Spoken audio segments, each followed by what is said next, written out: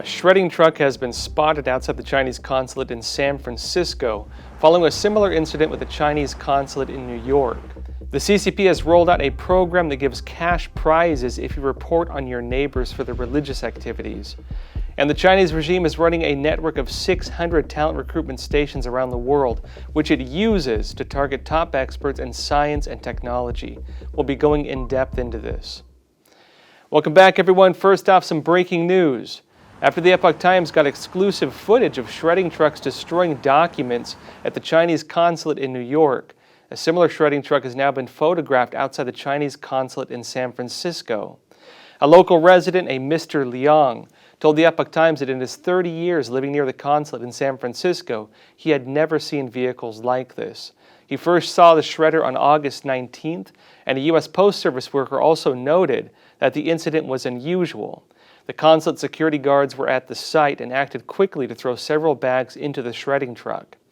Now, as a bit of background on this, they were caught burning documents at the Houston Chinese consulate before it was closed down. They were also shredding documents in New York and now in San Francisco.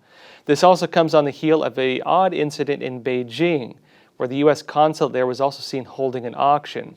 All this brings into speculation whether more consulates are going to be closed down following the Chinese consulate in Houston getting closed down and the U.S. consulate in Chengdu, China getting closed down.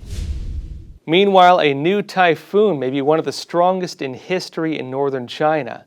The center of Typhoon Bavi reached the northern part of the East China Sea on the morning of August 25th and is expected to make landfall in Liaoning, China on August 27th. CCP authorities issued a yellow typhoon warning and is expected to be the strongest in the area since 1949. Now again, this comes on top of the rolling disasters hitting China right now, and many of them are on historical scales. This is not only the, say, floods in different areas of China, which are increasing now, but also the droughts and also the locust swarms. And meanwhile, with the lockdowns for the novel coronavirus, the CCP virus, Chinese authorities are taking extreme measures to deal with the outbreaks in Xinjiang, including forcing residents to take medicine, sealing the doors of people's homes with them inside, and by publicly punishing and humiliating people. In an interview with the BBC, an Urumqi resident said he was required to drink medicine from the 7th day of the lockdown and was recently asked to take pictures to prove to them that he had taken the medication. In a video uploaded by the local residents also, due to the long-term lockdowns at home, people in Urumqi can be seen having meltdowns, and they are screaming in their homes.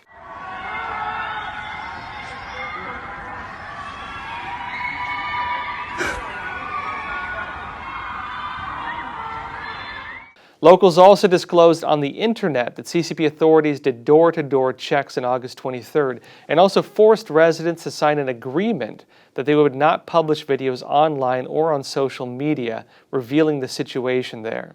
Now, as a bit of background on this, Xinjiang, where these lockdowns are now taking place and where the CCP is taking these additional measures to really make sure people are allegedly trying to stay safe for the virus, Xinjiang is one of the major targets for the CCP's abuses of the Muslim Uyghurs. It's one of the target regions for the Chinese Communist Party's programs for ethnic genocide when it comes to eliminating this ethnic culture. And so these lockdowns in Xinjiang can be interpreted in light of that, although it's also possible the outbreaks there are pretty severe. We have seen evidence that the situation in Xinjiang may be even more serious than what the CCP is reporting. And meanwhile, the CCP's new national security laws in Hong Kong are having a ripple effect, and the impact is now being felt at American universities.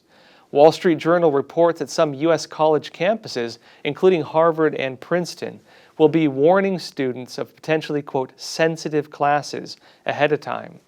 And what does this mean? It means that U.S. colleges will now have to assess whether classes may be dangerous to Chinese students if they're studying abroad.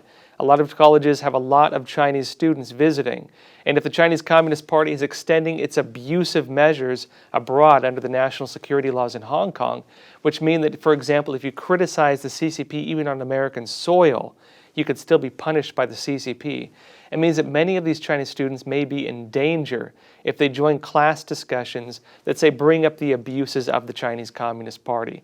And so college campuses now are having to assess whether their different classes would violate those laws and even give warnings to students. Meanwhile, while global attention has shifted to the rollout of 5G or fifth-generation wireless technology, the United States has revealed it will begin investing in 6G technology to challenge the CCP's already growing lead on building 5G infrastructure. And this is actually important. This shows that the United States is challenging the CCP using one of the CCP's own strategies. The Chinese Communist Party would call this surpassing you at the turning point. And the thinking on this is actually pretty simple. They believe it's difficult to compete with a market that's already established. For example, competing on, say, fifth-generation wireless technology, 5G. If the Chinese Communist Party has already built 5G infrastructure, it's very difficult for the U.S. to go into these countries and, say, rebuild that same infrastructure. And the Chinese Communist Party, with its One Belt, One Road initiative, has been doing that across Latin America, Africa, and other countries. And so for the U.S. to go in there right now would be very difficult. And so the United States is now looking to instead build 6G technologies and to roll that out to challenge the CCP's hold on 5G technology.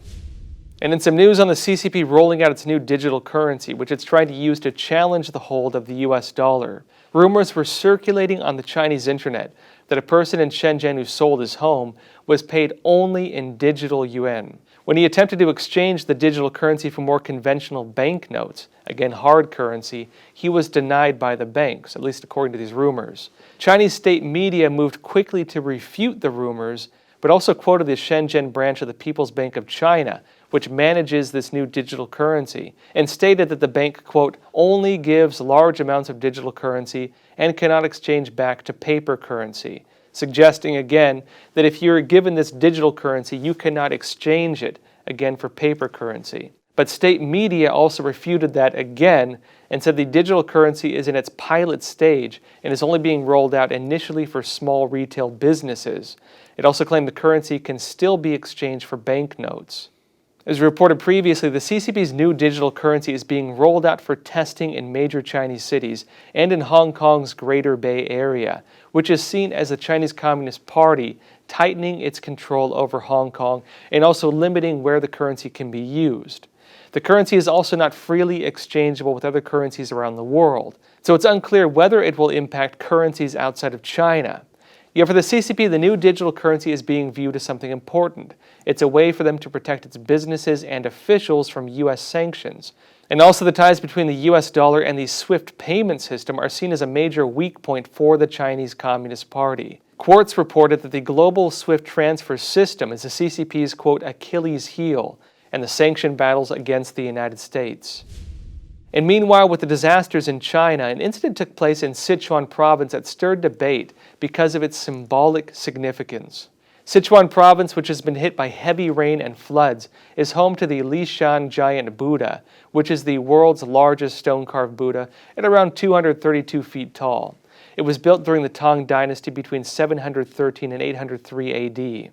Now, the water levels there rose to the feet of the statue until the feet were submerged in water. There's a saying in Sichuan that when the, quote, big Buddha washes its feet, the world turns chaotic. According to records, the last time the floodwaters reached the big Buddha's toes there was in 1949, and that was when the Chinese Communist Party took over China. And so again, this is being seen as very symbolic, especially when the Chinese Communist Party is under assault from many different angles. And now for the broader stories for today. Now first off, the Chinese regime has a program that gives cash prizes to report on your neighbors for their religious activities. A report from Bitter Winter, which focuses on human rights violations in China, reported that the CCP is offering awards of up to 100,000 yuan, or about $14,000, for reporting on activities of people who practice any form of a list of over 20 religions that are persecuted in China. This includes Falun Gong practitioners and several house Christian groups. It notes that the religions are suppressed in China and labeled as cults by the regime because they, quote, refuse to be controlled by the CCP, grow rapidly, and have a large number of members, which imposes a threat to the CCP and makes it uneasy. People who practice these religions face imprisonment, torture, re-education through labor, which is a mix of brainwashing and slave labor, and risk being subjected to the regime's market of live organ harvesting. The new directive from the Communist Party details measures to enhance its abuses of these individuals. Issues people can get rewards for when it comes to reporting on religious believers includes if they see people handing out leaflets or pictures, hanging up religious banners, or for publishing and printing books that preach religion, among other issues that are considered crimes by the CCP. As part of rolling out its new campaign that rewards people for helping persecute religions, Bitterwinter notes that authorities with the Chinese Communist Party's Religious Affairs Bureau have been holding events in parks and other places in China. One of these events shows CCP propaganda with slogans including, quote, "Don't believe in any religion other than the Communist Party. It's enough to believe in the party and the People's Government of China." And slogans also including, quote, "Those who report religious believers will discover they will be rewarded." Now, some of the broader context on this. The Chinese Communist Party has been doing this since it took power. The CCP used similar methods to destroy targeted groups during the Cultural Revolution. That was one of its campaigns to destroy Chinese traditional culture when it again was establishing power. Among its targets were any religious believers in the country, Buddhists, Taoists, you name it. They would take the abbots of these religions, torture them, kill them, you name it, imprison them. And also the Chinese Communist Party, after doing that, established state-run versions of the religions, like the China Buddha Association, which the CCP runs and works as an approved altered version of the religion. And when it comes to the Chinese Communist Party's practice of, say, offering rewards to individual Chinese citizens for reporting on their neighbors or for doing similar things, the effect of this is that the Chinese Communist Party expands the scope of these persecutions to the entire society. It's not just Chinese Communist Party authorities carrying out the abuses, it is your neighbor, it's the guy down the street, it's the person who, passes by you on the road as you're handing out a flyer when it comes to religious believers. And so the Chinese Communist Party, through this method, makes it a whole-of-society persecution. And by doing so, they make it a cultural issue. And again, this new campaign ties to one of the big issues we see being discussed among Chinese Communist Party leaders right now when it comes to their proposals on how to keep the party going. Among these is to lock down the borders, basically keep currency circulating internally inside China, to again launch purges within the party itself, and to again start something similar to the Cultural Revolution.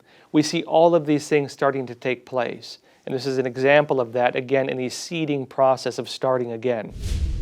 Also, the Chinese regime is running a network of 600 talent recruitment stations around the world, which it uses to target top experts in science and technology.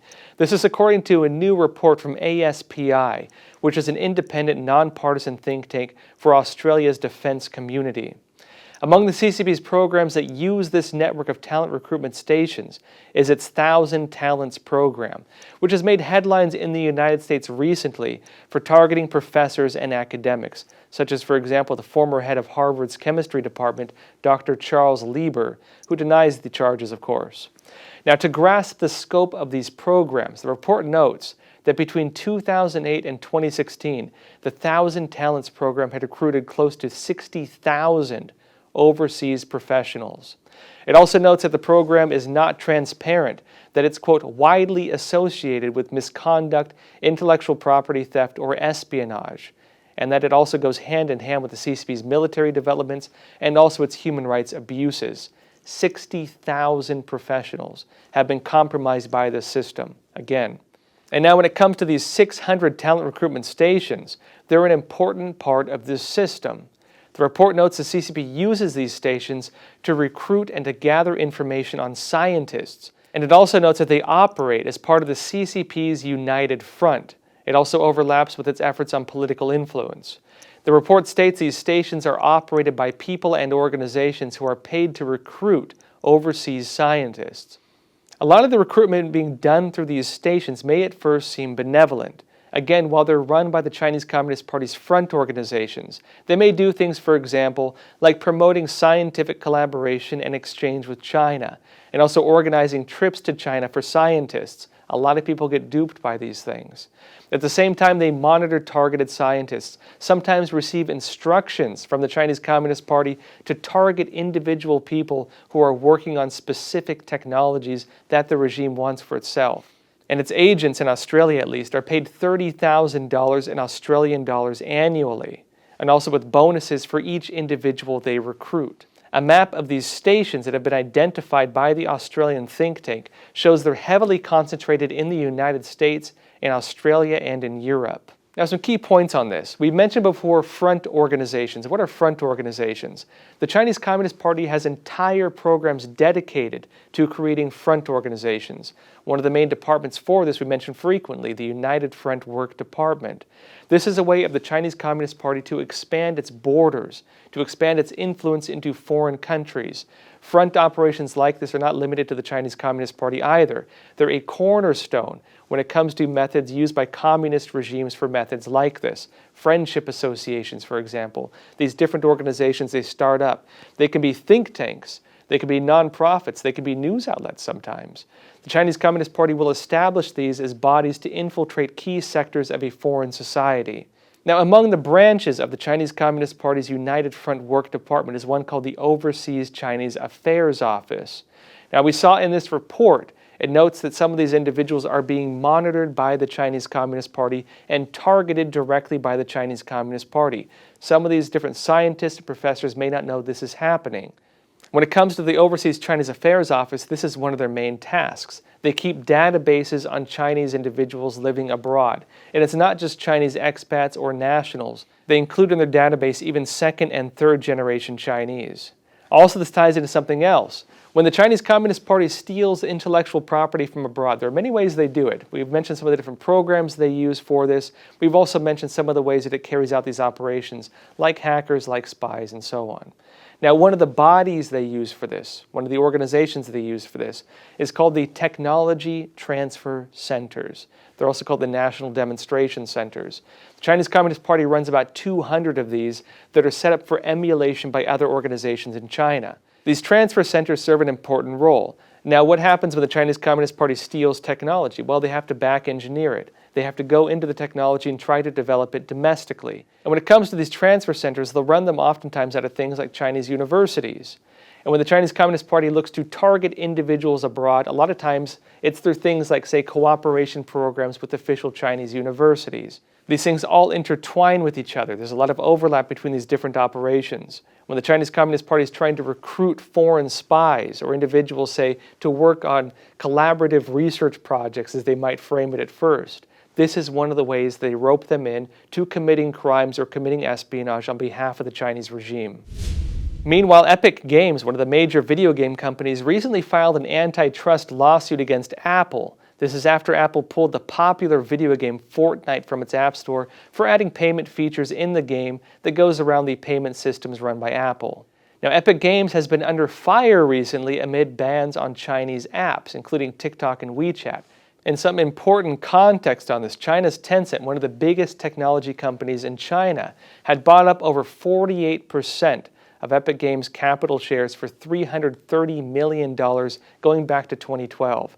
And it has since gained significant control over some of the most popular video games in the global market. Now, in addition to Epic Games, Tencent owns 100% of Riot Games, which controls League of Legends. It owns over 11% of Bluehole, which controls PlayerUnknown's Battlegrounds. It has a 5% stake in Ubisoft, a 5% stake in Activision Blizzard, an 80% stake in Grinding Gear Games, which controls Path of Exile, an 84% stake in Supercell, which controls Clash of Clans. It has similar investments in other popular game companies, including Platinum Games, Jaeger, Frontier Development, Kakao, Paradox Interactive, Fat Shark, Funcom, Shark Mob, and in Discord. Again, these are some of the biggest companies in the gaming industry, and also some of the biggest games on the entire gaming market. And it doesn't end there. Tencent is also the biggest shareholder of Snap, which runs Snapchat. And in 2019, it also put a $150 million investment into Reddit.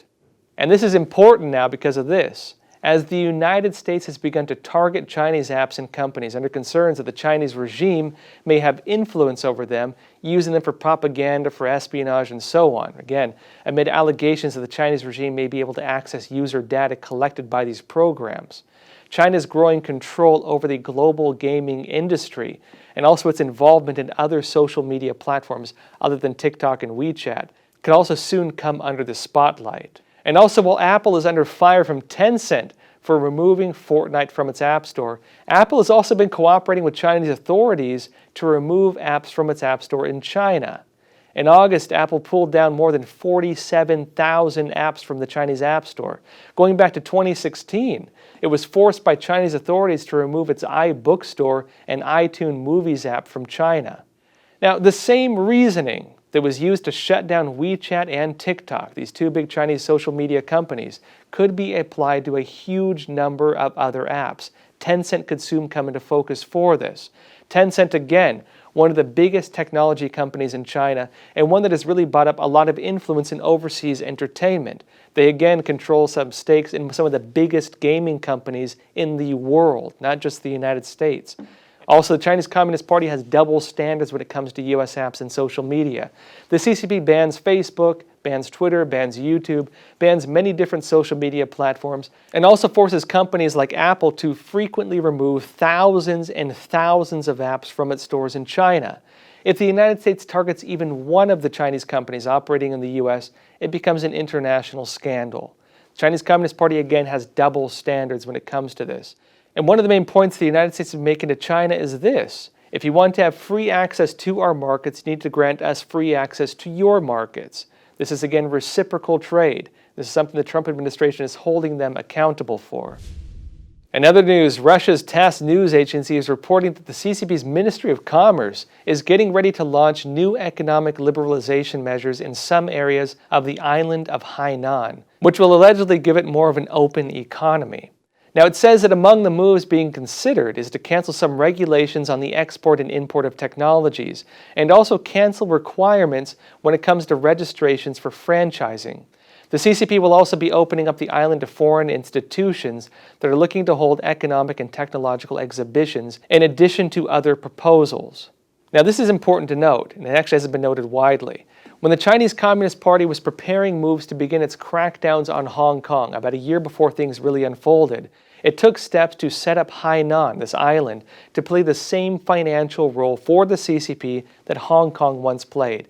It has many of the same free trade agreements with the rest of the world that Hong Kong used to have. And so the Chinese Communist Party seems to have anticipated that as it, say, cracked down on Hong Kong, ended Hong Kong's autonomy, that it was setting up Hainan to play that exact same role for the CCP. There was speculation, including myself, wondering why the CCP would be doing such a stupid thing when it came to Hong Kong, because the CCP needs Hong Kong. The CCP relied on a lot of the programs it had and trade agreements with the rest of the world that were different from the access the Chinese Communist Party has in the mainland. It needed Hong Kong, again, when it comes to some of its financial programs. But this is important context. Prior to its actions on Hong Kong, the Chinese Communist Party set up those exact same systems in Hainan. And now we see the CCP setting up, say, more initiatives in Hainan to replace the role that Hong Kong once played. It can do this in Hainan without risking some of the democracy issues and some of the threats to its power that it faces in Hong Kong. And so it seems the CCP has calculated this move. We'll see what happens with Hainan now as well, now that the US knows the CCP has been doing this. Also, in other news, the Chinese Communist Party is shifting its approach to diplomacy and is allegedly replacing its wolf warrior approach, this hard-line stance it was once taking, with a new one that it calls the 3 soft and 3 hard-line policies. Now, this was reported first by Secret China, which noted it comes from an unverified source, but we can look at recent developments to see the claims do appear to be credible. It notes that the 3 soft policies include the CCP's position to show a soft stance towards the United States and other Western countries, and at the same time as this, to take a soft stance on its own actions. The 3 hard policies include putting up a harsher stance internally in China, including with propaganda campaigns and aggressive measures on issues such as Hong Kong. Now, this is a very forked-tongue strategy. It is a dual-purpose strategy. On one side, the Chinese Communist Party is showing a relenting nature. It's showing a welcoming nature. It is, say, lightening up its stances when it comes to other countries, when it comes to what they're doing. The Chinese Communist Party can look at the peaceful mediator, the harmless victim when it comes to international relations. But at the same time as doing this, they have a very hard-line approach as well, but they're focusing that internally with maintaining internal stability. This is important now. It appears this is designed to reduce external pressure while the CCP focuses on stronger measures for internal stability. Why would they be doing that at a time like this? It's because very likely the Chinese Communist Party believes it is in crisis. It needs to lock things down to an extent so it can focus internally to purge internal politics, to work on, say, stabilizing things when it comes to instability among the Chinese people. Very likely we're going to see new human rights abuses in China. And we're already seeing the seeds of that. We're seeing the start of that again. At the same time that it's doing this, it seems to be putting methods in place and systems in place to reduce external pressure, this peaceful veneer it's again moving towards. And so externally again, peaceful approach, internally hard approach. We'll see how closely they hold to this, because again, even in this article from Secret China, it notes there are already breakages and disagreements within the CCP when it comes to this, and this is an important part as well. And again, it ties to the idea that possibly they're worried about internal stability and maybe considering launching measures inside of China to deal with internal instability. And so what we're seeing right now is already individuals within the CCP leadership itself already pushing back against this program. Even within the program itself to act on things like this, we're seeing breakages take place within the CCP. Now with that said, folks, again, we're broadcasting 5 days a week, Monday through Friday. And also if you want to support us, please join us on Patreon. You can find the link to that in the description below. Also, if you haven't already, please don't forget to like and subscribe. It really helps this channel grow. And if you want to go the extra mile, please tell a friend or family member about Crossroads. Now with that said, please take care of yourselves, stay healthy, and stay free.